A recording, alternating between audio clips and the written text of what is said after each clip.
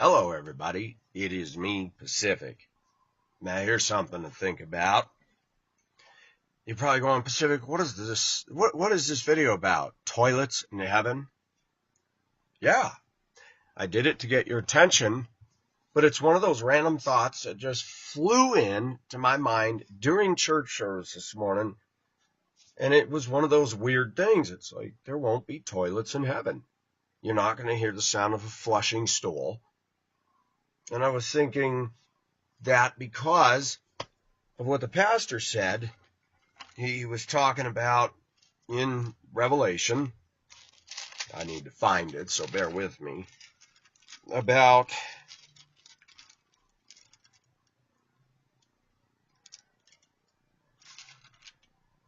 see if I can find it. Here we go. Revelation 22, verse 1, and he showed me a river of the water of life, clear as crystal, coming from the throne of God and of the Lamb. In the middle of its street, and on either side of the river, was the tree of life, bearing 12 kinds of fruit, yielding its fruit every month, and the leaves of the tree were for the healing of the nations. And there shall no longer be any curse, and the throne of God and of the Lamb shall be in it, his bondservants shall serve him, and they shall see his face, and his name shall be on their foreheads. And there shall no longer be any night, and they shall not have need of the light of a lamp, nor the light of the sun, because the Lord God shall illumine them, and they shall reign forever and ever. Now, it talks about a tree of life. If you guys remember, you go back to Genesis 3, it's a whole different story. Verse 24, Genesis 3, so he drove the man out, and at the east of the garden he stationed the cherubim and the flaming sword, which turned every direction to guard the way to the tree of life. Once Adam and Eve sinned, and did you notice they didn't eat from that? They ate from the forbidden tree. The forbidden fruit, I should say, from that tree. Excuse me. What's interesting about this is that God comes back around to his original plan. There will be a tree of life, the leaves of the healing of nations. And I was thinking, man, we'll be able to eat, and yet we're not going to be going to the toilet. There are no toilets in heaven. Now let's talk about something. Let's put a picture together, no pun intended. I remember years ago, there was my son went to a school in Minnesota, and there was a picture of the school hanging just inside the front doors on the wall. And I'm like, that's a cool picture of the school. As I got closer, I saw that the picture comprised of hundreds of pictures, individual photos of each student that attended there. Now, don't ask me how they do that. They're so small, and you have to get up close, and it's like, wow, there's a student, and another student, and you stand back, and it's the whole school, and a picture of the school. They did that at Disneyland, their 50th anniversary.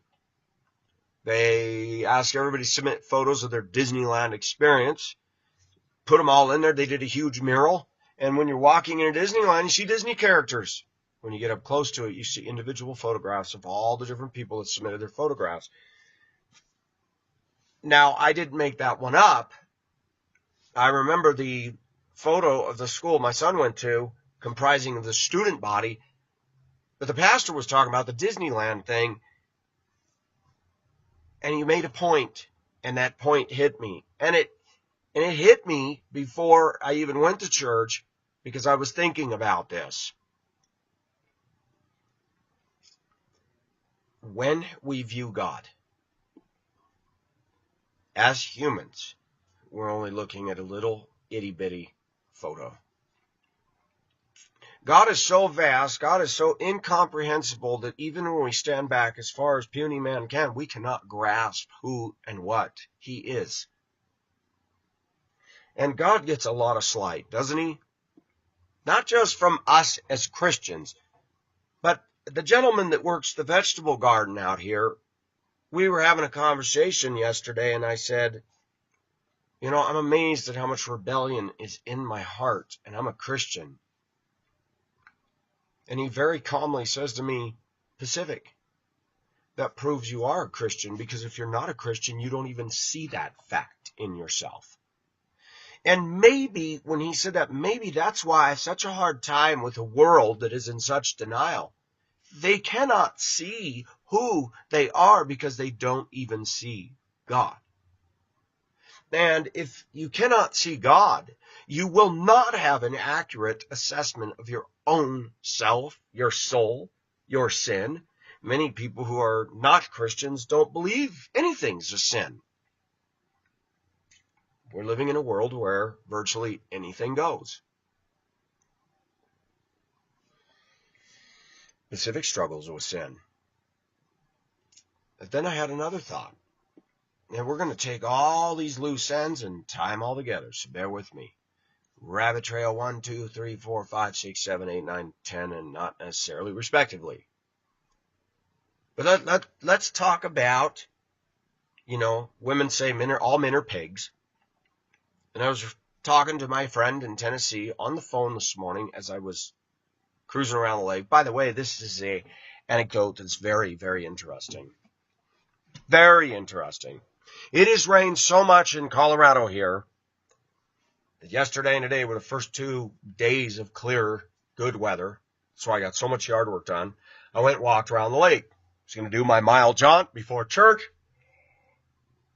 And the first thing that struck me when I got out of my truck, walked down the path to the T. You can go left or right around the lake on a path. It's 1.2 miles. 6 to 8 foot weeds all along the path. I mean, I'm walking in a canyon. I'm like, I've never seen this in my life. The record exponential growth of the weeds is unbelievable. You cannot mow them. You need to go in there with a machete. Some of them are stocky and they're about this big. And I'm thinking, wow, can you imagine what it would have been like in the original creation with growth and flora and fauna? And this world, the unbelieving world is so, I'm sorry to use a word, but dumb. This world was lush from one end to the other, as we use sailor talk, from stem to stern. You drill down through the ice sheets in Antarctica and you find palm tree leaves and tropical vegetation down in the soils underneath there. Now, how is that? Because there was a flood that wiped out everything, cooled the earth, ice age came in, record amounts of snowfall piled up. That's why. Go check out Alaska when they were digging for oil and doing all the different things they did up there in 1950s National Geographic. It's there for the whole world to see. They found animals buried under the muck, under the permafrost that don't exist there. Animals that live in warmer climes. I love it when these nitwit atheists get on here and say, there's no proof of God. No, none at all. There's just proof of a Noahic global flood all over the world. Billions of dead things buried, laid down in rock layers. That's Ken Ham's famous quote from Answers in Genesis. The fact is, there is no doubt in my mind that God exists. But let's go back to all men are pigs. I started reflecting on that, and I'm going to say something. If you really want to be honest, we're all pigs. Not just men, but women too. Especially in our culture, right? Because everybody's eating out of some trough and pigging on it. For men, it's lust.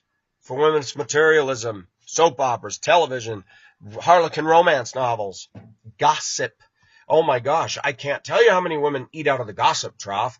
I mean, the bucket hasn't even hit the trough and all the women are lined up. I mean, squealing away. Am I saying a fact? I think so. We're all eating out of a trough. Laying that groundwork, let's talk about something else. We're going to throw out a bunch of stuff here, so bear with me. When I was married, I had a we were friends with a couple. My ex is still friends with that couple. Their son came out to see my son just recently here. Yes, he's my son's same age. But they had an old Ford Explorer when I was still living up there in Minnesota, and it was shot. I mean, it was just falling apart, and it still drove. It ran on 1 or 2 cylinders, and that thing just kept going, and they called it affectionately the Ford Exploder. Doors were shutting weird, and windows didn't work, and it was in rough shape. Salt rusted everything. Now let's fast forward to yesterday. My Filipina friend and I are in Cherry Creek Mall. We go into Avida because she has some coupons and wants to buy some facial stuff. And they told her she had 7,000 points, which means that, or 7,500 points, which means she's eligible for a $75 certificate. She goes, yeah, but the last time I got that, I got something that was only $50 and they don't give me the 25. And I listened to the women say, yeah, that's really frustrating, but what you can do is you can do 2 different services, but then you'll have to pay the difference. And she goes, my friend says, but you don't understand. I spend a lot of money in here as it is. Why can't I have my $75? If the massage that I get from your salon is only $50, how come I can't get 25? I know, well, that's the way they do it. Corporate BS, screwing with the public. And I'm going to tell you something. Women in America, you're not the wisest people out there. You get taken by malls and sales and stores all the time. I look at the markup in stores like Needless Markup, Macy's, the jewelry department, $1,800 for a bracelet. I cannot believe how effectively corporate gurus in suits and ties have said we are going to pimp women out of their money. Women are targeted so fiercely to spend and buy all this, I'm going to say the word, useless crap. When I lived in China, I was taught by a girl named Jenny that I dated. She said that Mo Young means useless and Lapsap means garbage. So we'd say Mo Young Lapsap, which meant useless garbage. I like it. I still use it on occasion. Somebody looks at me. I said, oh, that means useless garbage. But Avida's policy is, and they got all their little, you read an entire wall, we're committed to the environment. And then my friend says, do you have a sheet that tells me what I'm eligible? Well, we're eco-friendly, so we don't have any paper. We encourage everybody to go online. Let me tell you something about these eco-green people that are so concerned about preserving the environment. That is all a money-making thing to grab all the environmentalist tree hugger people and to buy their products. But they still screw you over. Yes, you can get a $75 gift certificate when you earn enough points, but nothing costs $75. It's a weird price. It's $50 or $25, but you can only use the coupon for a service. And what it is a service is, there's one that may be within the $75, but if you want another service, then you're going to end up paying out of pocket on top of. I looked at my friend and said, don't you understand how business works? You don't get a deal when you go into stores. I said, you were telling me you're paying $650 a month for your 1-bedroom apartment. Yeah, that's a lot of money. I said, do you know how much this store is paying to rent in this mall? And so I want you to look at the floor space and how big it is. And I want you to see the products that they have on here, all on a few little shelves. And there's all this room in here, square footage, that's not being used. I said, you remember in Asia, every square inch of that store is packed with product. Not in the U.S.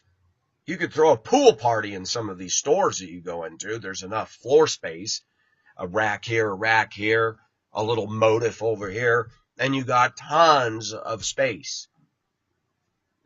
I said, when they're saying you're getting a sale, I said, you need to understand that the actual initial markup of the product is beyond and above what the actual cost is. I said, not only have they built in profit margin, they have built in enough cushion that even at a sale at 50% off, they're not going to lose. Macy's does it all the time. Take 50% off. Why are they taking 50% off that jewelry? That ring that's $1,800 is now $900. That alone ought to tell us, you think the store's writing that off as a loss leader? Nope. The store probably paid $300 for the ring.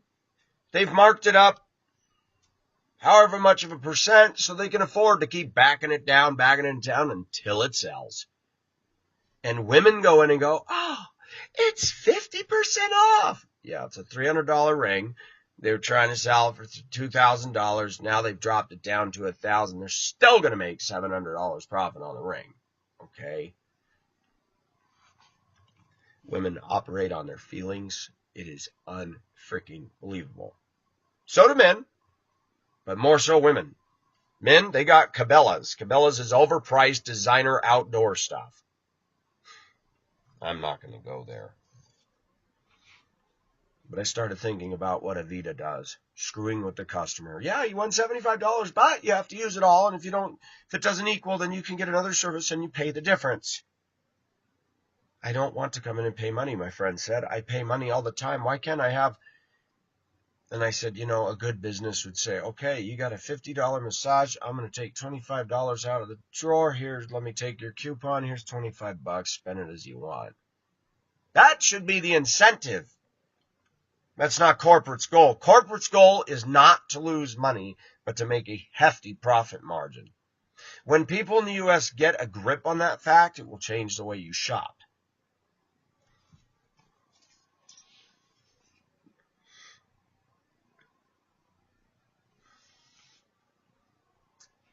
Atheists say there's no God, and I laugh.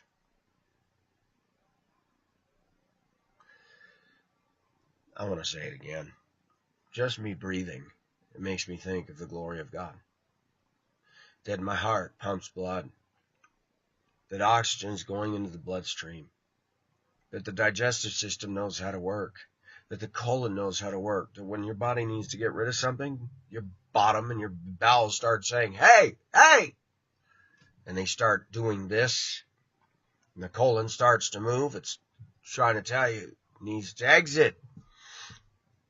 I think about semen and the mechanism for delivering it. That an orgasm, man gets worked up, hits an orgasm, and out it comes. I think it is so interesting how the brain is hardwired to everything. Our muscles, nerves, everything. That nerves were created by God, because if we didn't have nerves, you could damage your body. You could hit your hand with a hammer and crush it and not feel it. That wouldn't be good. You could put your hand on a stove, burn your flesh off, not feel it. That being said, I look at all the different systems in our body. And for bloody fools to say this all happened by accident and randomness is beyond absurdity. Just the fact the world has not imploded on itself proves the existence of God. This myth that goes around in secular society that man is good is a farce.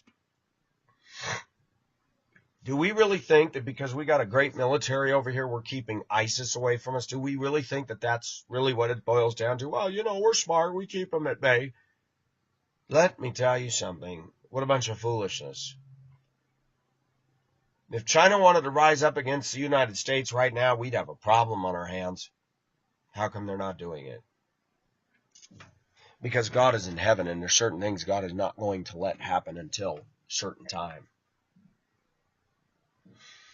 Now let's back this train all the way up to where it starts and say that a lot of people yell at God and blame God, but I sit there and go, God is so perfect in his holiness. You talk about his commands. He said, I cannot look on evil, cannot look at sin. And yet, God cannot look at sin, and yet if he did not provide a sacrifice through his son, if he did not provide a sacrifice for the people in the world, we wouldn't be here right now.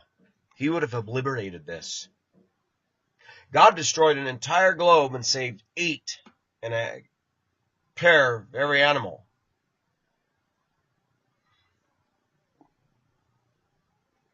Why is that? because of his mercy. I mentioned the Ford Exploder because God could explode this planet any time. And the fact he doesn't do it, to sit there and think that we came into being by accident and that we're good people. And let me tell you something. If God were actually capable of dying, and when I say dying, I mean expiring and never coming back, the second that occurred, everything that he created would go, boom, gone. It is he who sustains all things and holds all things. He's the one that created the atom. He holds it all together.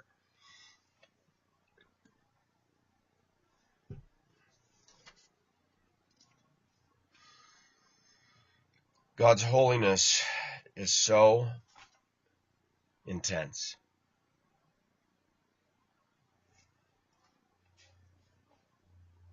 Many Christians get this wrong. They're quick to say, oh, look what they're doing in San Francisco. Look at what this actress is doing, what that actor's doing. Look at what was going on in Sodom and Gomorrah.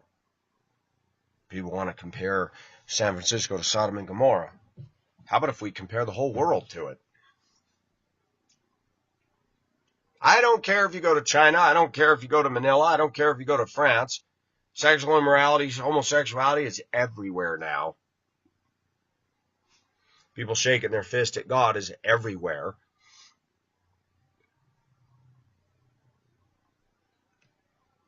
God is so big and so vast, and his holiness is so incomprehensible that we try to water things down. We tend to think that, well, you know, God understands. He does. But God doesn't wink at our sin. God doesn't smile and say, wow, you went out and got laid, dude. He doesn't do that. If he had not sent his son to be a sacrifice for our sins, we would be gone.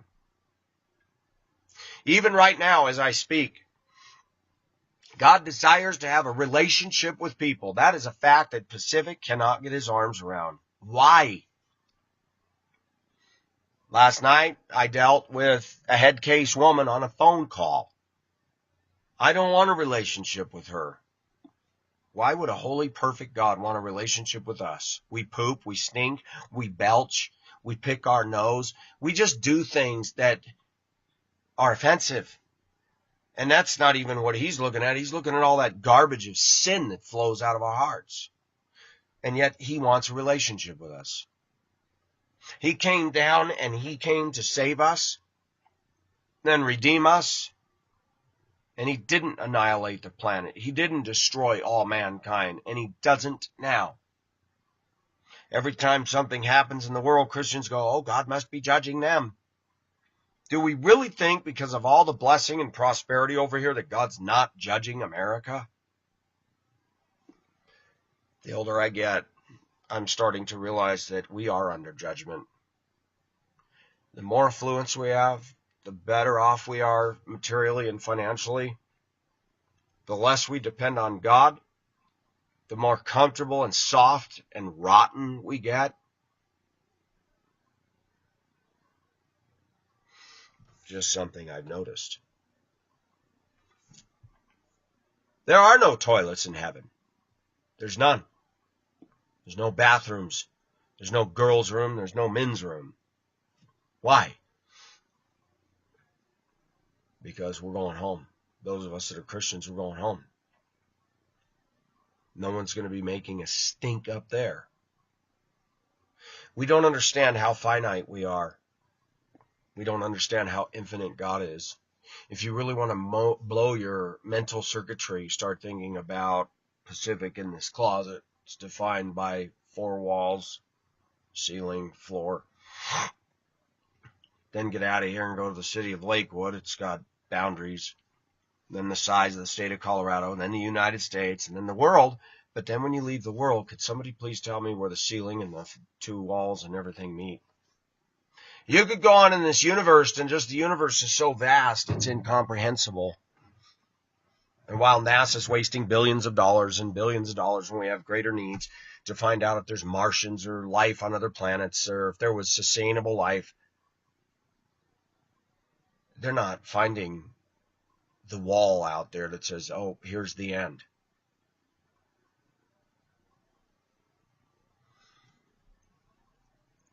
That'll drive you nuts. Where's the end of the universe? We do not know. We don't even have the technology or the capability to go hurtling along to go find out.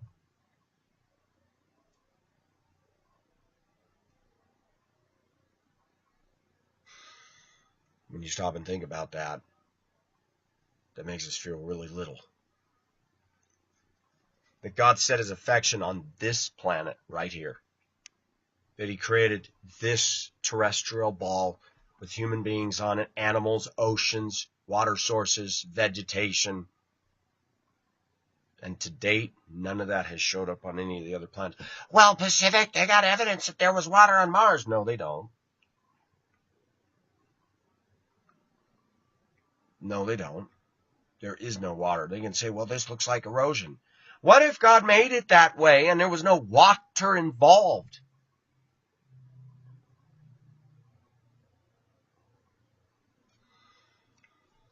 It doesn't matter. Not a tree, not a bush, not a shrub, not a weed is growing on those planets. Any of them. If evolution is true, how come a hyper race hasn't been come on the scene by accident and inhabited all the other places? And how did that happen here? How did it just so happen the conditions were right to grow plants, edible plants, oceans that support sea life? Evolution is a crock. They hide behind science. I put that in quotes. They hide behind rhetoric, quantum physics, and just from a logical, objective perspective, the evolutionists need to look at how vast the universe is and ask themselves, how come we're it? Well, you don't know. There could be UFOs out there. Yeah, with little green men. Meet George Jetson, his son Elroy, Jane, his wife, Astro the dog. Ridiculous! It's fun in the cartoons, but there's something wrong. We think it's cute when people tell little kids that Santa Claus exists, when we know it isn't true. Easter Bunny, Tooth Fairy, Boogeyman. When we hear a scientist say there's no God and that it's all happened by randomness, we call him educated, intellectual. Yeah, I would say the society we live in has got it really wrong, don't you think? If we don't get anything else in this life, Christian man or woman, brothers and sisters, stop and marvel at the fact that God took the time to send his son as a sacrifice for our sins, and by his mercies we are not consumed. Look, admit it yourself, viewers. There's people you don't like. If you were God, what would you do? It seems kind of pathetic that God sends his son and just, in essence, himself to die for people when God committed no sin. People are selfish, people are smelly, people make mistakes, people sin on purpose. I mean, we could go on and on and on. I'm not going to lie. If I was rich and powerful and had my own island, you better believe I'd control who moves there.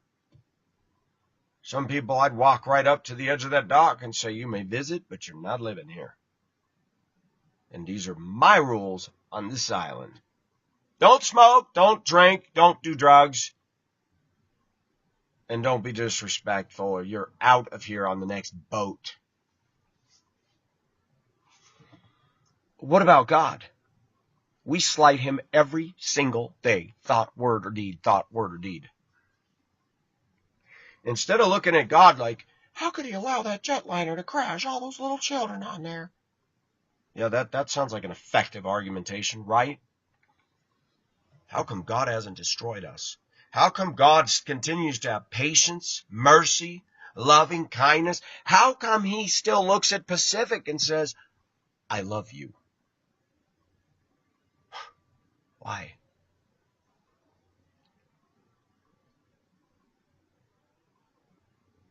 Because if we're honest, we don't love God the way he loved us.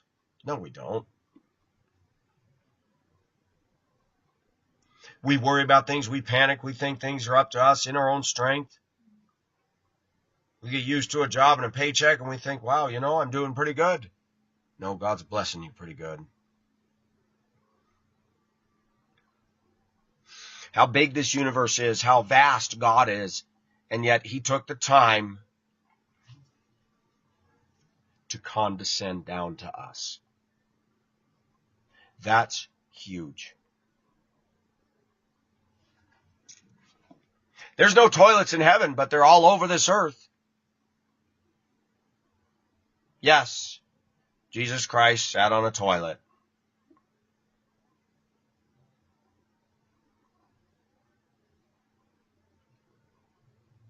Imagine being Mary and changing diapers for God's Son. Kind of blows your mind when you think of it that way, right?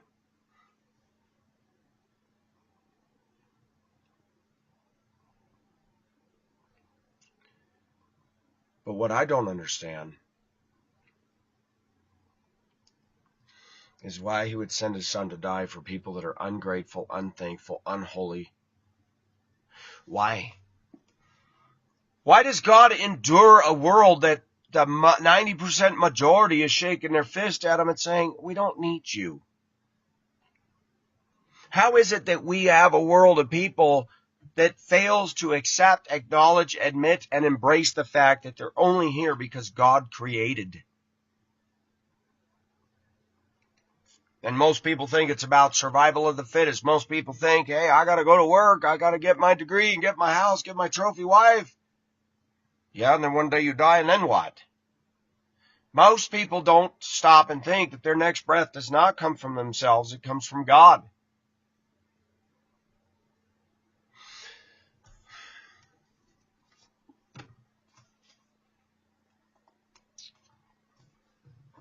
When I used to hang out in Yahoo chat rooms before they shut down in 2012, there was a guy that came in the chat room named Cracked, and he was cracked all right. He'd go in there, and he and somebody else were on the chat, the verbal chat, fighting. I'd come home from whatever I was doing. I had the laptop on the bathroom sink because I was going to take a bath. I heard them fighting, and I pushed mic lock, locked it, pulled my pants down, and took a whiz in the toilet, flushed the toilet, took the mic lock off. Cracks gets on there, and he goes, oh my gosh, Pacific, did you really just do that? I said, yes, I did. He said, that was funny. All this fighting going on in here, and that was funny. And the women typed, I cannot believe that. Pacific is so gross. He just peed in the toilet and flushed it. That's the kind of person I am. And you know what? All those guys that were fighting, it broke the ice and they knocked it off and they laughed so hard because they couldn't believe I was outrageous enough to take a leak with the sound going right into the chat room. Yes, Pacific is outrageous. I think it was absolutely funny and poetic. I said, well, I could have gotten on the mic and started jumping in there, but I thought, let's see what happens. People are either going to really get mad at me or it's going to make them laugh.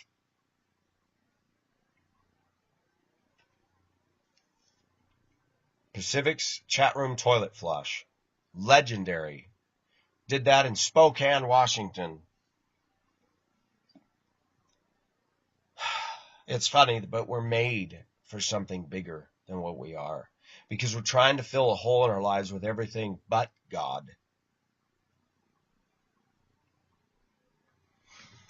And there's people out there that say, well, if you're really following God, you know, God has to be first and a mate second. And I hear all that glib talk, and I go, you know what? We know we need God, but we still have other needs. If you're so spiritual, quit eating, honey. If you're so spiritual, don't go to work. Just trust in God. He'll give you everything you need. You don't need to go to that job. I'll be honest with you. The older I get, I realize we're compromising even when we're not trying to. Business world is greedy. Some people work in places as Christians that they should not be working in.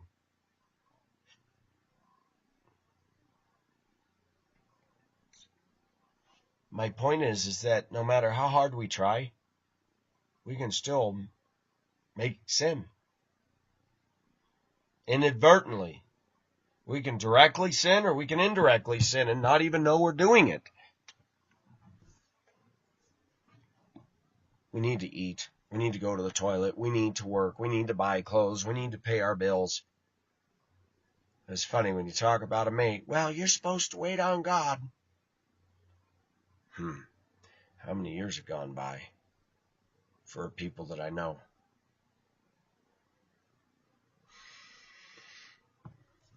God is beyond our ability to comprehend. We have a snapshot of him in his word. A snapshot. As my friend in Tennessee said, I'm just burnt out on church because they're trying to do everything to attract more people to come, or they're doing this, emotional, euphoric service. She says, I'm tired of it. Most of what we define as worship in the American church doesn't even scratch the surface of what pleases God as far as acceptable worship. That we've defined worship according to our lusts, according to our predisposition towards rock music or southern gospel music or country hee-haw, hoedown, hymnal music, whatever. And we got to ask ourselves a question. What is worship? And I've answered that in other videos.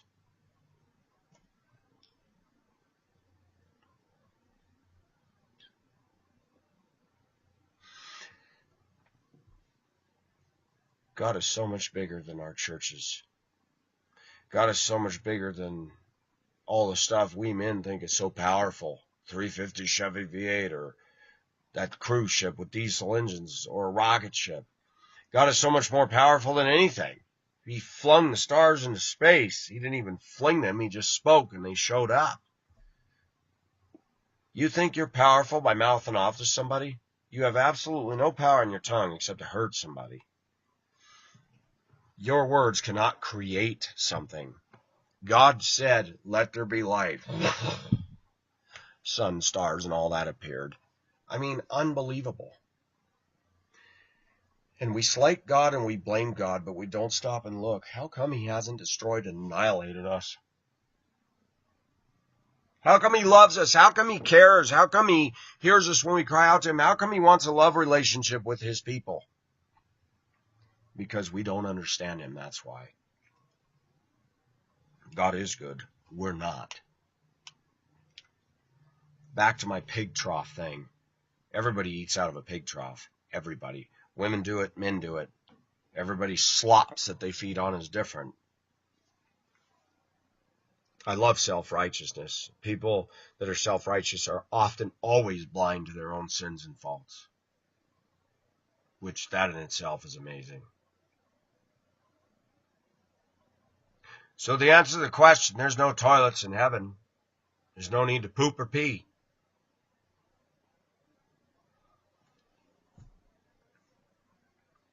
But God is going to be there, and we're going to see him.